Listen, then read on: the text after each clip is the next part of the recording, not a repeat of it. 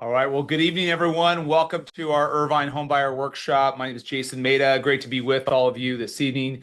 Thank you so much for taking time out of your busy schedules to spend your Thursday evening with us. I know we have a lot of signups for tonight's class, so I'm going to allow everybody to kind of get situated. And I know we're about 2 minutes past the top of the hour, but we'll allow everybody to get in and get settled. This is a class that we provide 4 times a year for the alumni network within UCI. We've been in partnership for well over 6 years with UCI, and one of our favorite partnerships across the country to be able to help really talk more about homeownership in the local community there. And I know our UCI alum is all over across the country. So I think most of us are joining us from California this evening, but if you're in different parts of the country, we'll get a chance to talk about those different markets as well too. This is an interactive session, and we are going to record this tonight. So this will be up on our YouTube channel tomorrow. So if you want to kind of look back at some of the content here, we encourage you to do that. We'll also take all the slides that we've presenting to you this evening. We'll share those back with you as well, since we do have your email from signing up for tonight's class. My name is Jason Maida, and again, I'll be your presenter this evening, and then our team will be kind of answering your questions that you have on air, because this is a very interactive class. So we encourage you to use either the chat or Q&A within Zoom, and we'll get those questions answered for you this evening. And I work for an organization called American Pacific Mortgage, or known as APM in different parts of the country. So we're the 9th largest lender in the country. Our team in particular does sessions like this to help give back into our communities on homeownership, really help educate future home buyers, and ultimately kind of help support you in the journey towards buying your house. That's why we kind of put on interactive classes like this. And I get a chance to work one-on-one with clients, including our UCI alum clients. In fact, we had one of our clients that just refinanced their home with us in part of our UCI team, as well as most recently, a few clients with UCI, they just purchased their home a couple weeks ago. So really exciting ways that we get a chance to support our clients on that journey towards home ownership. Well, as I mentioned, this is going to be a very interactive session, but we also have some talking points that I want to hit on tonight. We're going to spend some time looking at the housing market, kind of what's happening right now. We're going to talk a little bit about interest rates, some forecasts for 2026. We also want to talk about, does buying make sense for me? We're going to walk you through a rent versus buying calculator, kind of really figuring out what are some of the elements that would be important to me when I'm thinking about home ownership. Spend some time looking at credit, different programs that are available to you. And one of our challenges for some of our first-time buyers is savings for home ownership. So I want to walk you through a quick savings plan so we can get a sense of what are the things that I could be doing to help save and prepare myself for home ownership, and also take a quick look at some first-time home buyer programs that are available in California, but all across the country in different markets. If you're looking at purchasing in, say, Texas or whatever market, maybe Colorado, Florida, we're going to kind of give you some also resources around that. And then we'll look at the buying process. So that's towards the latter part of tonight's class. So after you leave our session this evening, you'll have some action items, hopefully, for yourself to help get on that path towards home ownership. But I want to walk you through the buying process. So what should we be doing after we leave tonight's class? All right, so that's our plan this evening. I know a lot of you kind of are starting to get into the session. So just a reminder, this is a very interactive session. So feel free to drop any questions in the chat or Q&A, and I'll be monitoring those out through our presentation this evening. So let's go ahead and launch into it, and we'll let the rest of our class kind of get caught up with us. And again, we are recording tonight's class. Well, if we think a little bit about buying and does it really make sense for me, keep in mind this is probably one of the biggest financial decisions you're going to make. So when we think about owning a home, we want to really kind of think about the benefits that come along with it that we don't realize today as renters. Things like stability in my housing payment. When we look at renting, we're probably going to see a situation where the landlord is going to increase the rent probably every year when we renew our lease. But as a homeowner, you have that kind of fixed payment. Even for our clients that are buying in more of a higher rate environment, they will have an opportunity to refinance at some point in time.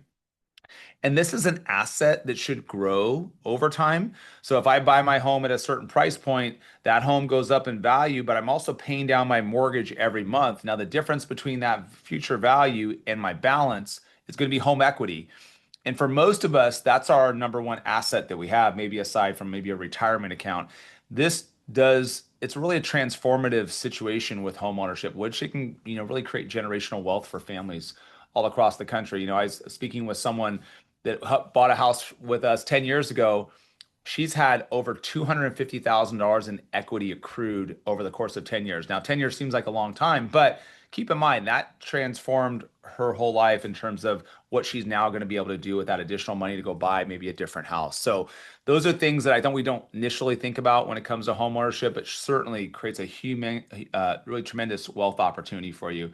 There's also tax benefits that come along with owning a home, potential tax deductibility of interest, as well as if you decide to make energy efficient upgrades like windows or solar, that could be potentially tax deductible for your home.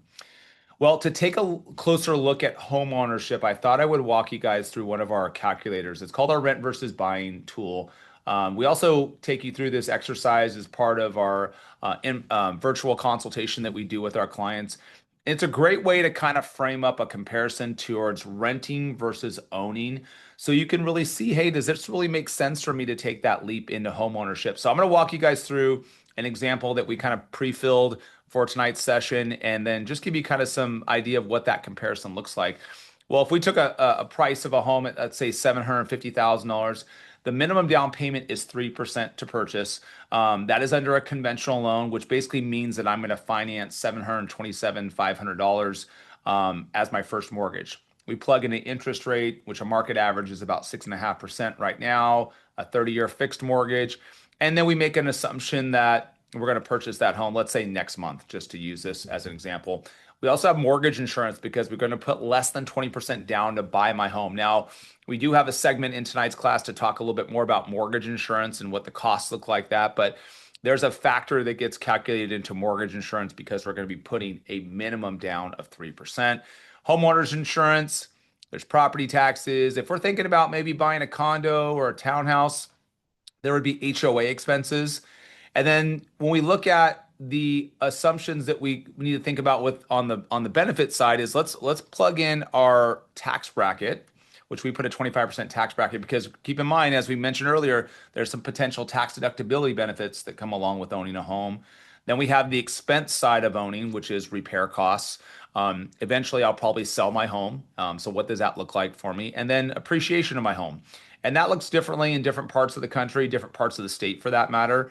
And then we're going to compare it to someone that's renting for, let's say, $3,600 a month in rent. They'll have renter's insurance costs that are part of their rental equation and an expectation that that rent payment will increase by 2% every year.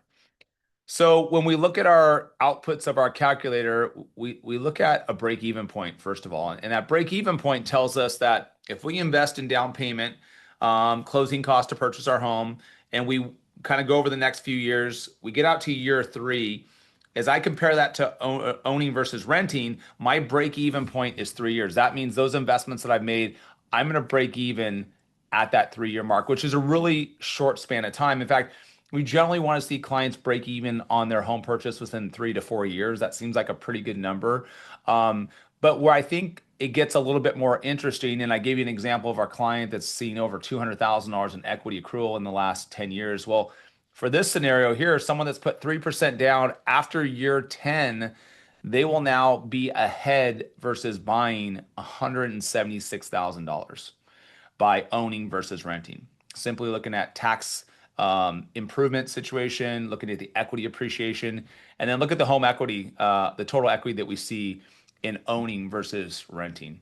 So, as we kind of coach clients on home ownership and does it really make sense for you, we're going to talk through this calculator because I think it does a great job of framing up for you all the other important elements that come along with owning a home, not just the differences in payments. And really, when we think about renting versus what it could look like in home ownership, maybe I'm able to stretch my buying power a little bit more because now my cash flow looks a little bit better because my tax situation's better, and I'm realizing the upside improvements of home equity. All right, so that's what we have as one of our tools to help you kind of figure out home ownership. Now let's pivot a little bit. Let's talk about the housing market and what's happening right now. So we're right now in the middle of spring buying season. Buyer activity seems to be pretty strong. Traditionally, the peak seasons of buying are the spring and summer buying season.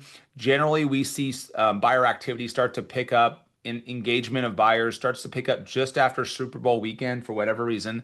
And a lot of those buyers are now preparing for the spring and summer buying season, which has more buyers active, Typically, we see more sellers starting to engage because they're seeing maybe other homes selling. Weather's getting better in most parts of the country, so now sellers are going to put more homes on the market. One of the challenges we've had over the last couple of years is there just really hasn't been a lot of supply to support buyer demand out there, and that's starting to pivot a little bit. We're going to talk more about forecasts for this year in inventory levels, but you can see in the LA housing market right now, average day a home is staying on the market is about 63 days. So that's our median days on market right now. That is a little bit longer. That's something we haven't seen in this market for a while. So it's +8 year over year. You see the median home price slipping just a little bit year over year. And then the homes that are on the market are down year over year. This is, a little bit of an improvement we see the price little moving up in price. The LA and Orange County markets and Southern California markets look very similar in terms of what we're seeing with market data that's coming in. We still need more supply out there. But ultimately the buyer activity level has picked up, even though, you would think we'd see some buyers being deterred by what's happening with kind of the volatility in interest rates, which we'll comment on in just a bit. But ultimately our forecast for 2026 looks like this. Nationally, we're thinking the housing market's going to have a little bit of a reset, which will become a little bit more affordable for us. Interest rates were initially expected to decline, but with the conflict right now that's happening in the Middle East, rates have actually gone up. In fact, we've seen about a 0.5% increase in interest rates, and I'll kind of make some more comments on that in just a bit. Price growth is expected to be a bit modest. Really, some areas that traditionally don't have high appreciation probably won't see much big jumps.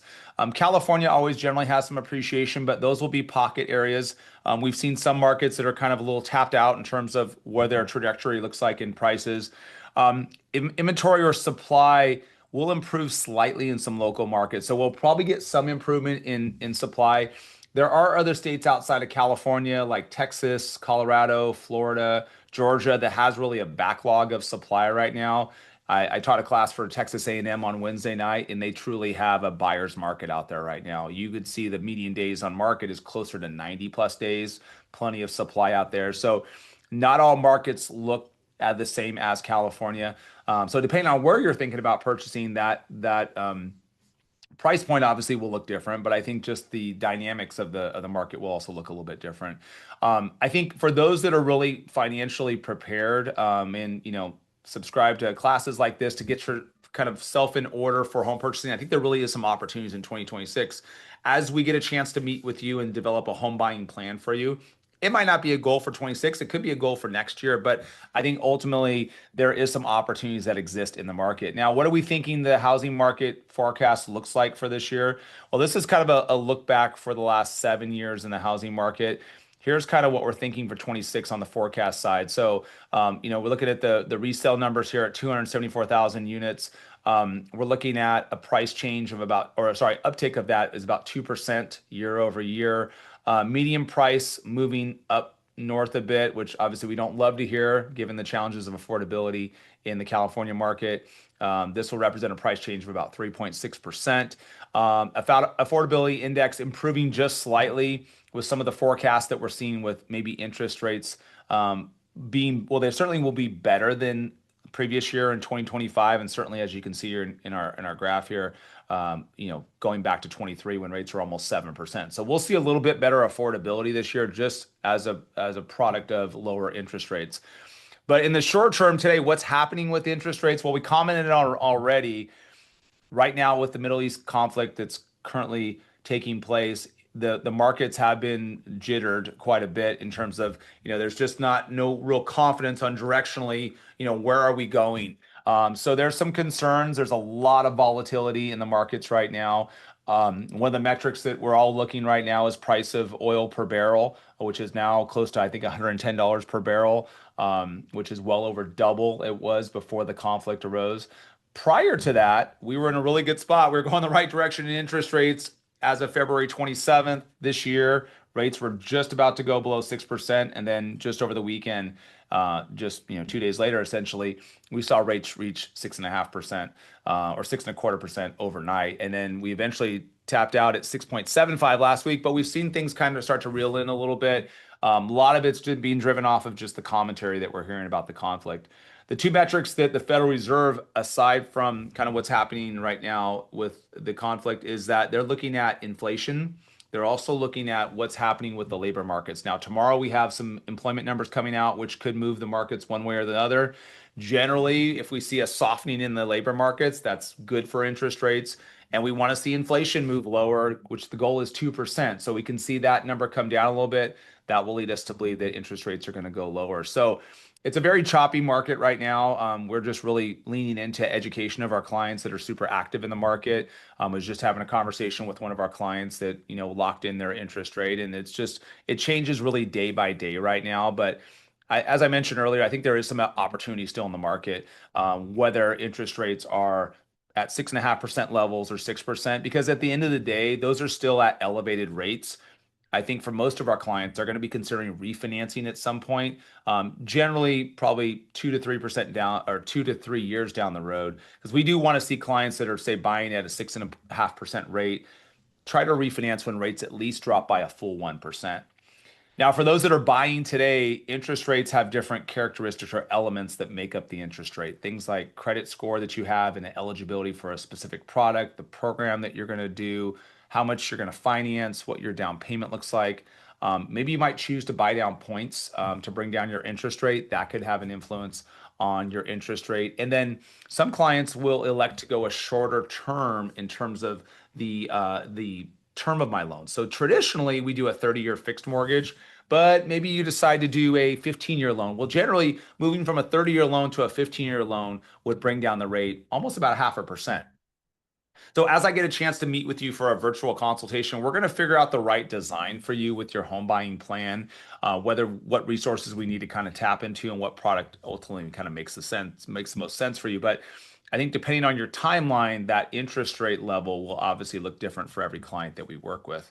Now, credit goes into is a big part of the interest rate selection, but also impacts the type of program and the cost of mortgage insurance for your home buying. So in our credit segment in class, I want to kind of walk you through maybe some tips and some resources around credit, and kind of walk you through like how we view credit from the lending perspective. Every loan program does have a minimum credit score, and you can see those on screen here. And we look at all three agencies reporting scores. So that would include Experian, Equifax, and TransUnion. I was just mentioning this to a client earlier before today's session, is that we take the middle score of all three credit bureaus. So if your highest score is 760, let's say your middle score is 740, and then your lowest score is 720, we're going to take the middle score of 740 to evaluate your qualifying. Now, if you're going to apply with your partner, but let's say your partner's middle score is 720, well, that's the lowest middle score between the two of you. So that 720 would be used for your interest rate selection, product type, as well as the mortgage insurance premium that you're going to be paying. So that's really important as we kind of strategize about ways to create the best affordable option for you. We really want to understand more on the credit side. Now, when we've had past challenges, let's say a late payment on a credit card or whatever the case may be, it's generally going to impact that score in the most recent 12 to 24 months from the date of the event. Okay. Now, as I get further away from the event, so if that late payment was in October of 25, it's probably still hitting my score pretty significantly today. But as I move further away from that late reporting, then I'll start to see some improvement in my overall credit score. Now, that late payment that I had from October, while it's going to my score will start to improve the further I get away from the event, the image of that late payment will still remain on my credit report. So a late payment does stay on my credit report for 7 years. And the impact is in the most recent 12 to 24 months. Now, other things like public records, like bankruptcies or tax liens or stuff like that, that can last a little bit longer.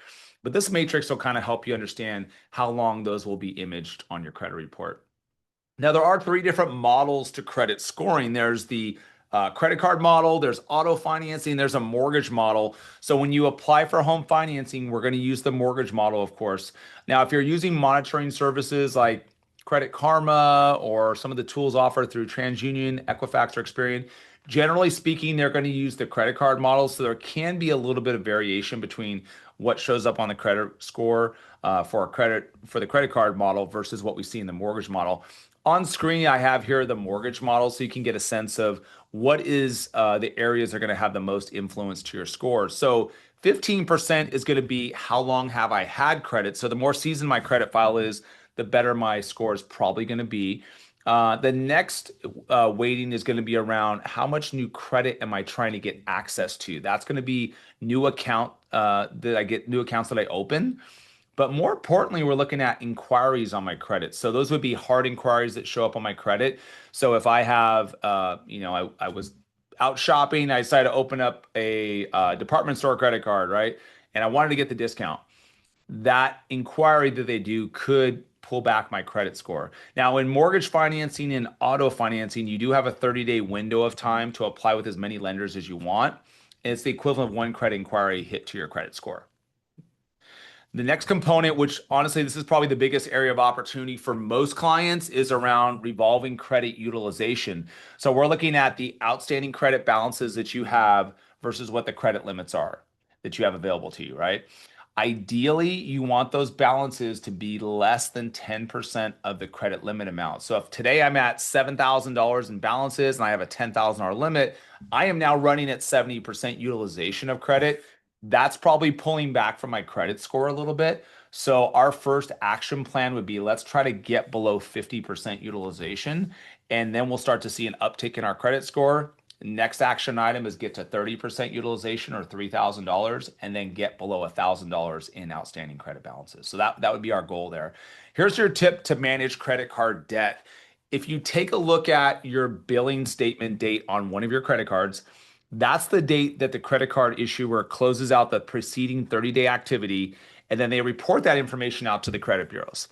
And my tip for you tonight is, if you can try to pay down those credit cards before that billing cycle date closes, or pay them off ideally, then you're going to get a much favorable score reported out, or much favorable balance, I should say, reporting out to the credit bureaus, which will therefore lift your credit score. Really encourage that activity, especially if you're getting ready to apply for something, including a mortgage, of course. The last component is payment history. Now we're looking at how have you paid your bills.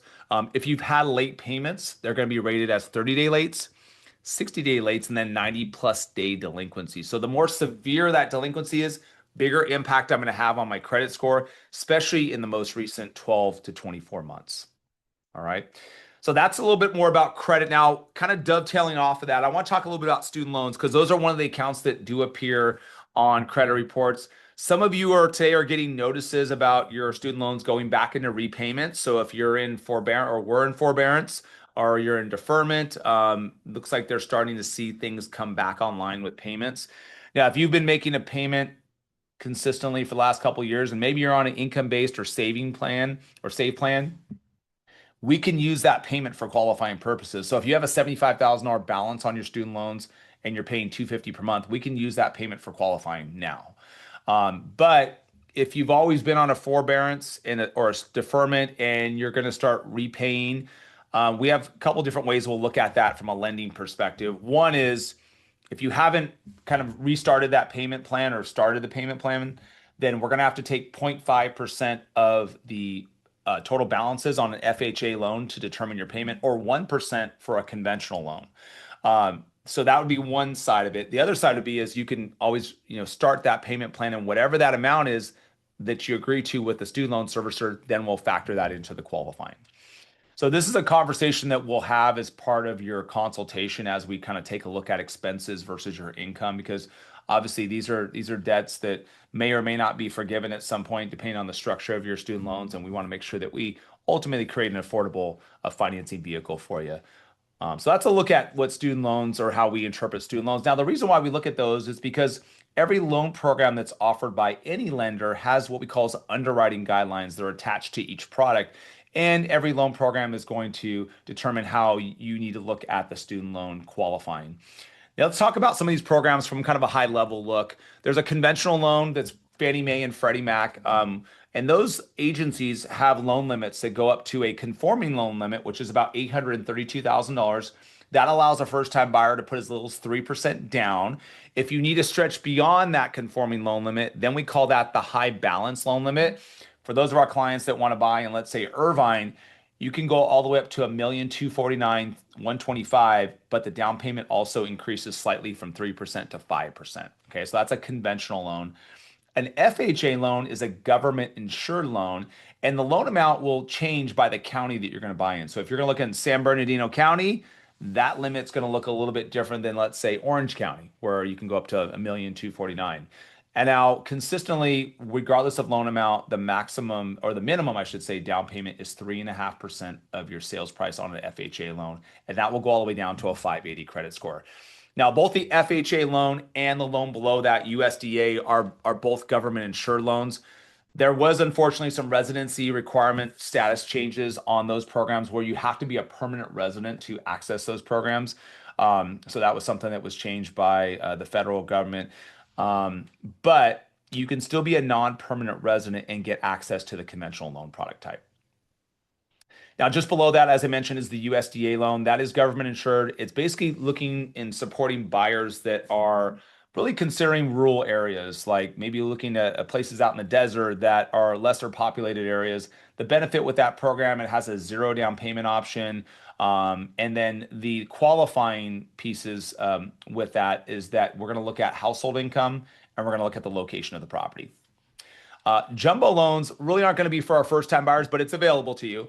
The reason why that is because it has a higher down payment. It's usually going to be targeting for home prices. They're going to be above some of the agency limits, like over the $1.2 million figure. And then our VA home loan, that's for our veterans that are looking to purchase using their VA home loan benefit. Benefit to the veteran is there's a zero down payment option. There really is no maximum loan amount. And the underwriting guidelines are just much more flexible to encourage home ownership for the veteran. Now, one of the products that I mentioned on our class a couple nights ago, which is also not on this slide, but I think it's important to know there is options with our physicians home loans. So if you're in residency or just new in practice and you're looking at getting financing as a physician, whether you're a veterinarian, dentist, practicing physician, there are physicians loans. And the benefit around those programs is they'll have a little bit more relaxed guidelines on student loans, which is obviously something we just talked about a couple minutes ago. So if you're interested in looking at some of those options, we can certainly have that conversation as well too. All right. So for those of you that joined late, I just want to remind our class. So if you do have some questions, just drop those in the chat or the Q&A. I'll be kind of monitoring both windows. More than happy to answer any questions as we kind of roll through our presentation. At the end of tonight's class, we'll also kind of carve out a little bit of time for any follow-up questions that you have. And of course, we are recording tonight's class. Let's talk a little bit about PMI or mortgage insurance. Gets a little bit of a misconception around PMI and how it works, but there's two forms of PMI. If you're doing a conventional loan, there's PMI, which is private mortgage insurance. If you're doing an FHA loan, there's mortgage insurance premium, which, as I mentioned just a few slides ago, this is government insured mortgage insurance. So let's talk about conventional PMI. The premium that you pay as a buyer is based upon down payment, credit score, and how much you finance. And with PMI on a conventional, there's a cancellation option. So once I have 2 years in my loan and 20 to 22% equity, I can apply to have my mortgage insurance cancel. Okay, so that's really one of the benefits with mortgage insurance on a conventional loan. And the higher I can push my credit score, the more I can put down, the cheaper my mortgage insurance is going to be. Here's an example down here at the bottom of the screen with a client that has a 3% down payment and a 740 credit score. So you can see the premium's just over $200 a month. Now, if you start in some of your searches on Redfin or Zillow, those PMI examples that you get in their calculators can tend to be a little bit higher just because they don't have these characteristics factored into the calculation. Now, on the FHA side, there's MIP, but there's also upfront MIP or upfront mortgage insurance. So there's actually two forms of mortgage insurance for FHA. Regardless of my down payment, regardless of my credit score, the premium is going to be the same. And with FHA, I do not have a cancellation option with mortgage insurance. So really, my only ways to exit mortgage insurance is to refinance out of an FHA loan into more of a conventional home loan product. So, we look at the FHA loan as kind of more of the entry point to home ownership if we have to go with the FHA product, because maybe a client has some credit challenges, or perhaps maybe they have a higher expense ratio that FHA will allow that maybe the conventional product may not be as, it might be as easy to qualify with. So the FHA program does, when we add in the MIP upfront and monthly, does have a higher dollar figure in mortgage insurance, because now you're looking at take that same scenario and add in $12,250 into upfront mortgage insurance plus the monthly is over about $100 more expensive on a monthly basis. So, um, ultimately, as we kind of customize a home buying plan for you, we're going to have the conversation on what product kind of fits best, given what we've heard in our conversation. But I think it's helpful to understand as a buyer, like what does that look like for us in terms of the cost of mortgage insurance. Now, we had a question come in around product type, and the question was, would the USDA loan type be similar to the FHA? Yeah, so if we're thinking about, if that question's centered around mortgage insurance, USDA is different from FHA from a mortgage insurance perspective. They call it something different. It's called a guarantee fee. So on a USDA loan, they charge a 1% upfront fee. And then this monthly factor that you guys see here of 0.55, it's 0.35 on a USDA loan. In terms of the guidelines, USDA, yes, will look very similar to FHA in terms of how we qualify and whatnot. Minimum credit score doesn't go as low to the 580. I think right now we're at 620 is the lowest credit score on the USDA product. All right, thanks for that question. All right, now as we evaluate and design options for our clients, we also have a conversation around employment and what's eligible in terms of my time on the job or the income that I'm earning. So we do a calculation of income as part of the process to determine how much income can be used into your qualifying. Now, I wanted to pass along to you some of the general documentation that we'll ask for most clients so you can get a sense of that. That's also part of our get started information that we have for our clients. But I also wanted to take you through some different scenarios, which I think are pretty helpful and how we view employment as a lender. Now, in lending, we have to verify 2 years of work and or educational history. So you don't necessarily have to be on the job 2 years. You could have graduated from UCI in the spring and just started your new job a couple months ago. That could still keep you eligible for qualifying. In fact, I just had this conversation with a client. You could be in a position where you just got an offer letter for a new job, but you're not starting your job for a couple months. You could still potentially qualify for a mortgage even with just that offer letter, as long as we can verify your start date. Now, and when we think about 2 years, if you're in a variable income position, so let's say you have a situation where you have a base salary, but you also have bonuses or commissions or restricted stock that's going to vest at a certain period. In that case, we do have to show that you've been on the job for 2 years in order to count that income. If you're in an hourly role where your hours fluctuate a little bit, in that case, we also might need to evaluate a 2-year scenario. But for the most part, we're just looking for a 2-year work and or educational history. As a self-employed individual, it looks a little bit different. We need to see 2 years of tax filings to determine the eligibility. And if I have 2 jobs that I want to count both sources of income, I do have to show that I've been on both jobs for 2 years simultaneously. And then same thing would hold true, like if I'm driving for Uber or Lyft on the side, then I have to show that I've been doing both my 40-hour work week job as well as driving for Lyft simultaneously. Last thing I wanted to comment on the income verification side is that if you have supplemental sources, like let's say your partner's contributing to your household expenses, but your partner does not want to be on the application, I can't count that income unless they choose to be a part of the overall financing. All right, now we also look at income versus your expenses, and we call that evaluation or metric that we look at debt to income ratio, which we're going to look at credit card expenses, personal loans, auto loans, as well as your housing expense that we're going to have as part of your plan. And we compare that to your pre-tax income. And so we kind of have an example of this on screen here. So we have an individual that has $2,500 expected as their housing expense. They have $500 in other debts, and then they're making $8,500 a month in pre-tax income. So we're showing $3,000 a month consuming that $8,500 or 35% of their overall income. And the underwriting guidelines allow us to stretch that number to 45 to 50% as high as that number. But that's not always an affordable level for some clients. What we found in consulting with thousands of clients throughout the years, that the debt to income ratio usually is in the sweet spot around 33 to 36%. That's kind of the general comfort zone for most clients, as you can see on screen. Now, the other question we're going to ask ourselves is, what's affordable for us? And so that's why we're going to take us through the affordability exercise in a consultation with you.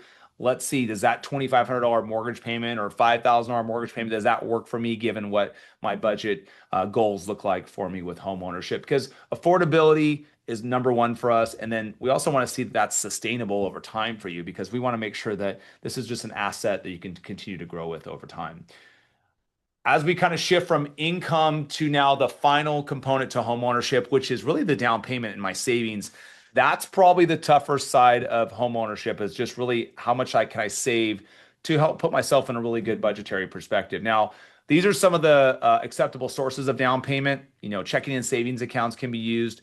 We put cash as not acceptable because every asset has to be seasoned 60 days. So any deposits that go through your account, they have to be seasoned for 60 days. That cash would have to season for at least that 2-month period of time. 401ks, 403bs can be used. We encourage you, if you're talking about using investment accounts, talk to your brokerage advisor or your financial advisor before you access those assets. And gift funds can also be used in a home purchase. That's where a family member is using some of their assets to help kind of close the gap for you in terms of what you need to put out of pocket for your home purchase. But there is no seasoning requirement for gift funds. So one of the things that we do in our coaching sessions for clients is talk about a savings plan. It's a really simple approach to saving up for home ownership. And as we get a chance to meet with you to design your plan, whether that's a 1-year or 2-year plan, a now plan, whatever that looks like, the savings plan is really simple because what we're saying is that if you're currently paying $2,000 a month in rent, but let's say after meeting with us for a consultation, you feel like your housing budget is pretty good around $3,500 a month. So what I would encourage or coach our client to do is let's start saving like we're making that $3,500 mortgage payment today. So on the first of the month, when my rent is due, I pay that $2,000 to my landlord, but I also create that discipline for myself of adding an additional $1,500 to bring together that $2,000 of $3,500. I put that $1,500 into my savings account every month without fail. As I do that, I start to see that savings growth. Now, by the end of 6 months, I have $9,000. By the end of the year, I have $18,000, not including any high yield accounts that you might have. So I think that's really a just simple approach to savings. And it's also creating a kind of a habit for you that you get in the swing of things of, hey, I'm used to paying $3,500 a month. So when I make that jump into home ownership, it doesn't really feel like such a stretch for me to be able to take on that $3,500 mortgage payment. All right, so that's kind of the last component to home ownership, but there are resources out there to help kind of close the gap for you when it comes to savings needed for home ownership.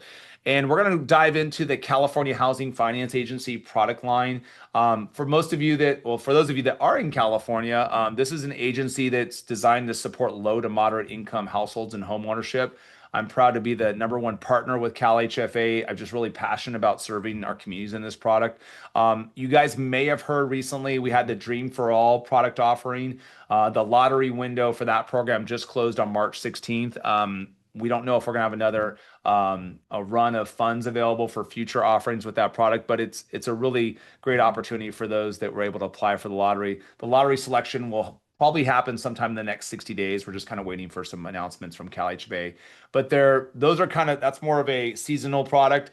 The consistent products that are offered through CalHFA would be like the My Home Assistance Program. And that provides up to 3% of your sales price in assistance for a conventional loan. For an FHA loan, you can use the 3.5% version if that's the product that works for you. And what that is, it's a low interest rate loan at 1% simple interest. And you don't have to pay back those assistance funds until you either sell the home or if you were to refinance in the future. So it's completely deferred payment. If you need more resources, we can also add on programs like our My Access program or Zip Assistance program. Those act very similar in that there are deferred payment options. The My Access is up to 2.5% of my loan amount in assistance. So great resource that we can pull from. Ultimately, what we're trying to do is customize some options for you to help reduce down the total out of pocket. Now, outside of CalHFA, there are national programs like our Pathway DPA program. You can get anywhere between 3.5% to 5% of your loan amount or sales price in assistance. That does require to be paid back on a monthly basis, so a little bit different from CalHFA.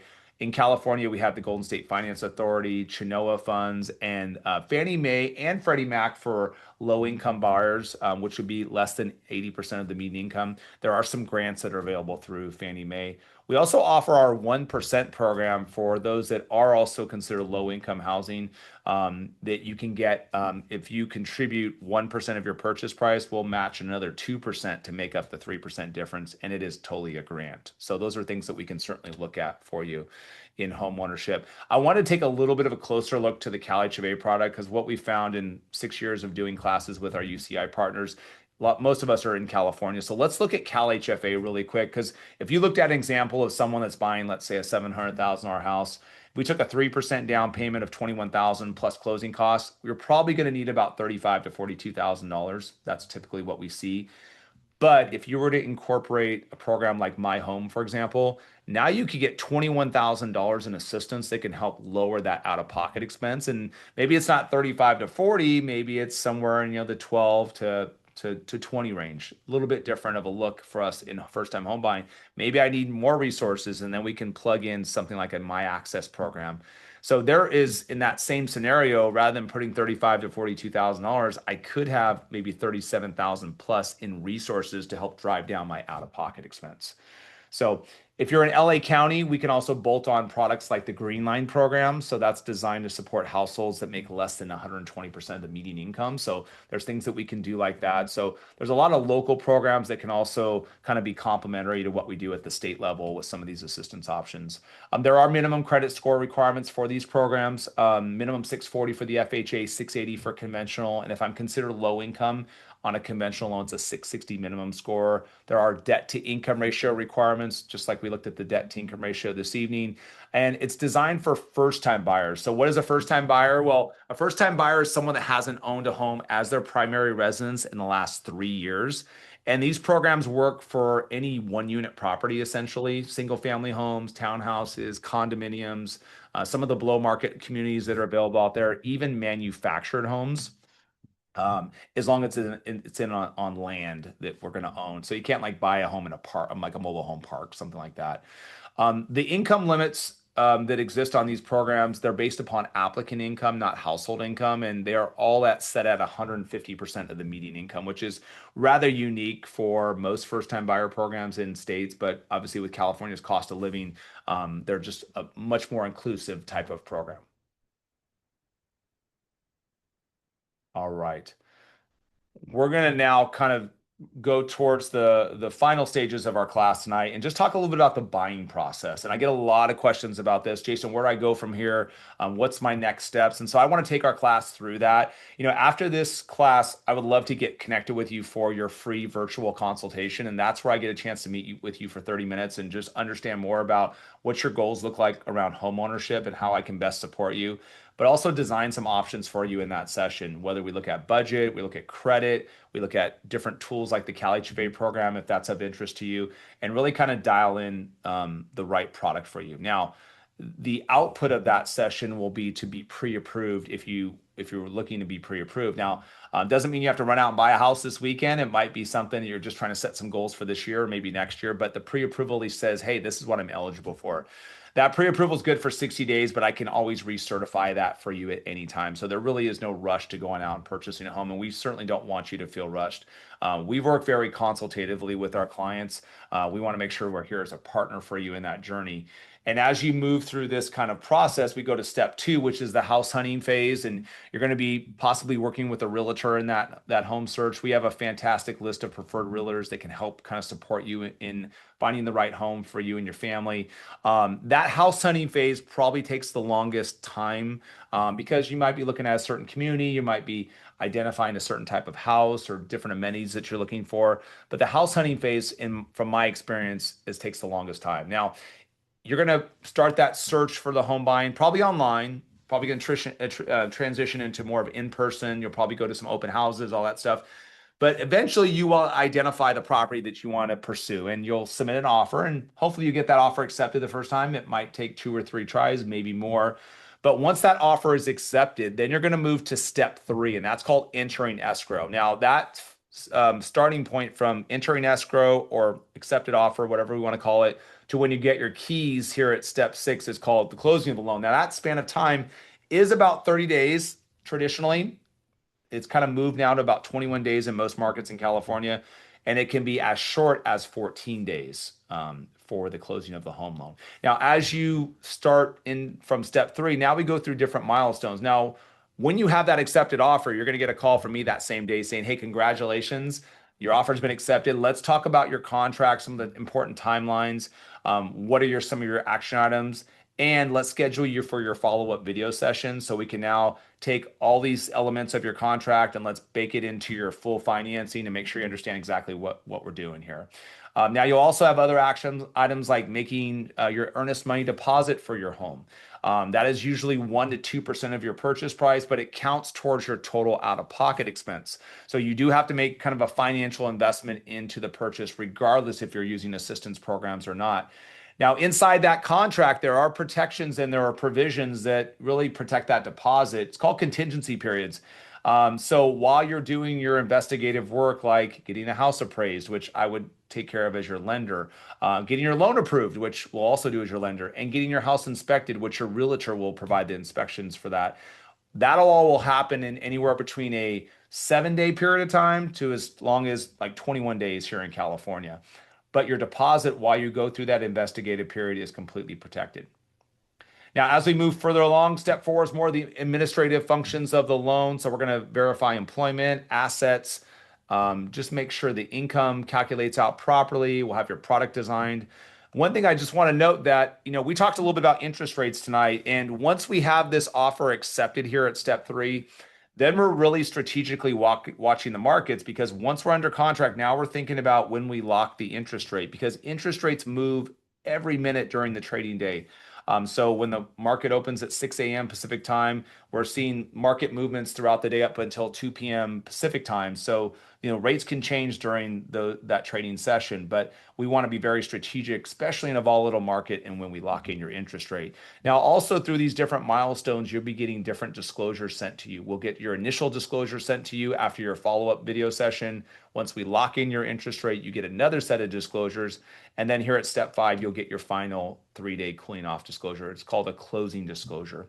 So at step 5, beyond that closing disclosure, we're going to have your loan approval issued, probably have your appraisal back by then and all your inspections. If you feel good about the home purchase at that time, you'll sign off on your contingencies. That tells the seller that you're ready to move to the final milestone, which is closing your home loan. And really everything up until that point can be all done via e-signature. But at step 6, you would actually meet with a public notary to sign your final loan documents. That process takes about an hour or so. That same day, you'll also deliver your final funds for closing. We'll do the same thing with your lending funds as well too. Those documents get all kind of situated. We'll record documents with the county recorder's office. And then once the confirmations come back that we have recording of documents with the county, guess what? You're now the new homeowner. Great day of celebration, really. We're super excited to partner with you on that. I got a chance to contact one of our UCSB alum that purchased their first home in the Santa Barbara market earlier today. Just a fantastic conversation. It's just we can't be more excited for our buyers when they get the keys to their house. And our relationships don't stop there with our clients. As part of our aftercare program, we're going to provide you tools like our HomeBot system so you can get a sense of like, what's my home equity look like and how can I pay down my principal balance a little bit quicker? When is a refinance opportunity going to be in front of me, right? And so we can do that with our rate watch system, and then always checking with our clients at least on an annual basis just to hear kind of what's happening and how we can best support them with any type of financial resources. Well, as we wrap up our class, I want to just let you know how you can get started in your journey towards home ownership. It's a really simple process. It's a 3-step process. We call it the get started process. You would complete an online application. We only do a soft credit check. You'll upload your proof of income, and then you'll schedule a consultation with us. So you can use our scheduling system here, whether that's a virtual session, which is one I would recommend, or a phone consultation. This is a free service we provide, and the expectation is not for you to lead that consultation and run out and buy a house right away. It's just to provide a game plan around home ownership. I can't tell you how many clients I meet with throughout the year that, hey, this is a goal setting session that we're looking to do in maybe a year or two, but we want to just be a partner in that journey for you. In that conversation, we're going to talk about a lot of the same elements we've gone through tonight, budgeting, where I want to buy, the type of program that best matches to me, do maybe some credit coaching, tapping into first-time buyer resources. Really important conversations to have as we prepare for this really big decision and financially. Now, as we move through our process, we have some amazing technology tools like our mobile tool. We really try to lean into technology. It certainly doesn't replace the human element of what we do in serving you in home ownership. So whether that's staying connected on a quick call to make sure you feel comfortable with everything, or an email, whatever that might look like, We do want to take advantage of technology to make our process efficient, but certainly the human touch is super important as we help you with this major purchase. As we wrap up, I just want to kind of point out our UCI discount too. So we discount our closing cost services in working with you in homeownership, really try to get you the best financial vehicle to help you meet your goals of homeownership. And of course, you always have access to our first-time homebuyer classes. We will have over 10,000, people within our community sign up for classes, just like you're in a part of today. So we really are grateful, I guess, to be able to present this content, really just help educate you up on home ownership, and certainly proud of our partnership with UCI. And so if you have any friends, family, coworkers that might enjoy these classes, have them come check out some of our classes, or they can go to mortgageeducate.com and check out some of the recorded classes from our past sessions. Well, that brings me to the end of class. I did want to pass along my contact information. I see some questions popping in here, so I'm going to get to those. But here's all my contact information. And I wanted to just point out to you that, we do try to, celebrate home ownership also on our socials too. So you see a lot of great testimonials out there. Some from your fellow UCI alum. And you also see us in Reddit communities, or just, experiences from clients, because we are really passionate about serving in home ownership. So with that said, let's dive into some questions, and we'll stay around here for a little bit to answer those questions. And I really look forward to hopefully getting a chance to connect with you in building your own home buying plan around home ownership. I did have, this is a question, I think maybe one of my colleagues already answered it, but this person's interested to set up a meeting to go over all this stuff and looking to purchase their first home. Please let me know how I can find availability. So Ken just dropped the link for scheduling in the chat, so you guys can check that out. Generally our consultation times are 9 to 5, Monday through Friday, but we can flex some of those times to accommodate schedules. We want to do our best to help be available for you too, so we understand that.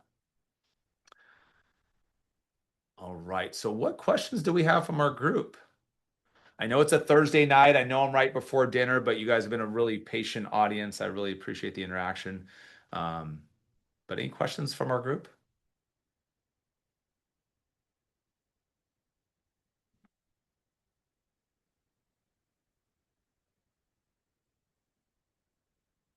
Any thoughts? Just kind of like spark some things for us to discuss if you guys like. Did anybody have any questions on the market they want to throw at me? Whether it's housing market, interest rates, product, any of the things that we've talked about tonight that I can kind of elaborate on a little bit?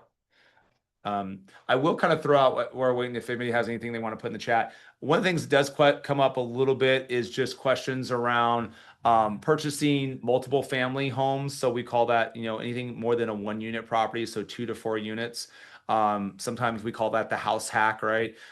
So when you do that, those multiple units are not generally, they're not going to be eligible for first-time buyer programs. The minimum down payment for a conventional loan with multiple units is 5% for a conventional loan.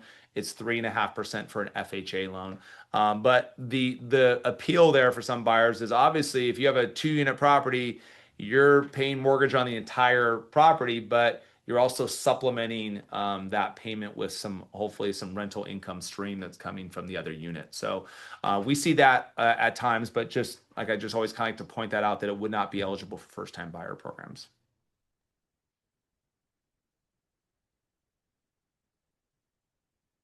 Okay, so we had a couple questions pop in. How often do you see people waiving conditions to have a competitive offer? That's market driven. It just depends on where our clients are buying. We have a client that's they're buying in Walnut Creek right now, for example, in the Bay Area. Bay Area seems to be pretty competitive and generally expected that you're going to waive contingencies. I would say with our overall kind of national client base, I would say probably about 20% of all transactions, maybe 25. I generally like to see a contingency in place, unless you're putting, at least 20% down, just because, if an appraisal comes in short, we want to make sure you have those protections there, or maybe something doesn't work out with the loan approval for whatever reason. But one of the things we can enhance competitiveness of offers, if you so choose to put a contingency in your offer, is we do have our quick close program where we can close as fast as 14 days. I found that to be really competitive, and definitely it's appealing to a lot of sellers, because 14 days is really fast in the market right now, especially with kind of the average day being around 21 days. Another question was, I was curious about what exactly the earnest money deposit was. Is that part of the closing cost or down payment, or is that something else? So earnest money deposit is your investment into the home purchase. So it is a cash investment that comes from your funds, but it counts as a credit towards the out-of-pocket expense. So let's say your total investment to purchase your home is $30,000, right? That includes your down payment, your closing costs, and everything. But initially, you made a $5,000 deposit, earnest money deposit. Well, there will be a line item credit of $5,000. So essentially, instead of bringing $30,000 to the final closing table at step 6, you're now bringing $25,000. Okay, and it doesn't go towards closing costs or down payment. It's not itemized like that. It just goes as a total credit towards the bottom line number. All right, thank you for that question. And again, that earnest money deposit is protected by the contingency. So, and in different markets, that deposit percentage could be higher than the 1 to 2% I shared in our presentation. Some markets, like we talked a little bit about the Bay Area market, we see some deposits are 3%. So that could be the case in your particular offer. What I do, and I work with clients, if you're working with a certain realtor, maybe it's not one of our preferred realtors, I'll connect with that realtor and see, what kind of strategy do we need to put in place to have you get the best possible chance at the offer acceptance, whether that's quicker timelines, structure of the financing, whatever that might look like. To, obviously we want to make sure you guys get that win on that offer. Because I do think that in certain markets, we are still seeing, multiple offers out there. You might be really eyeing a condo in Irvine, but there also might be 10 other potential buyers doing the same thing. So how do we make your offer stand out, essentially?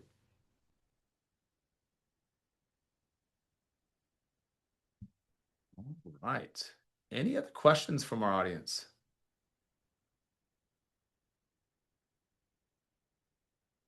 Okay. Another question was, how do you help people get better loan interest rates during step 4? Okay.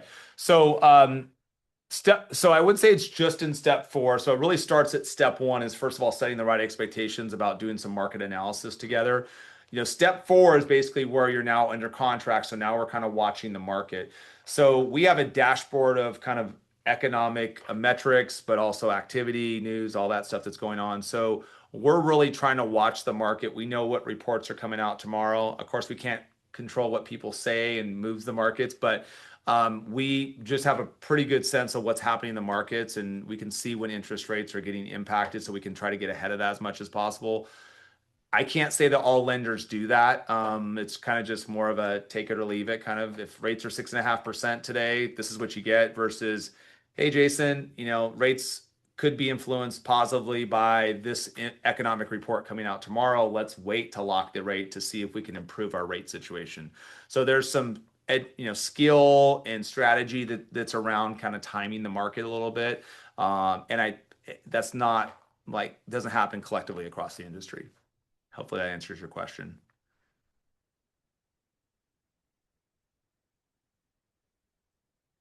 Okay. And I appreciate everybody hanging out, waiting to hear the answers to these questions. So that's awesome. All right. Well, I think we're right at the top of the hour. Unless you guys have anything else for me, I think we'll wrap up tonight's session. I do appreciate everybody being so attentive and joining tonight's class. We will get all this information back out to you, and hopefully we get a chance to have our virtual consultation with you and design your own home ownership goals. Thank you so much for attending tonight, and look forward to connecting with you soon. Have a good night.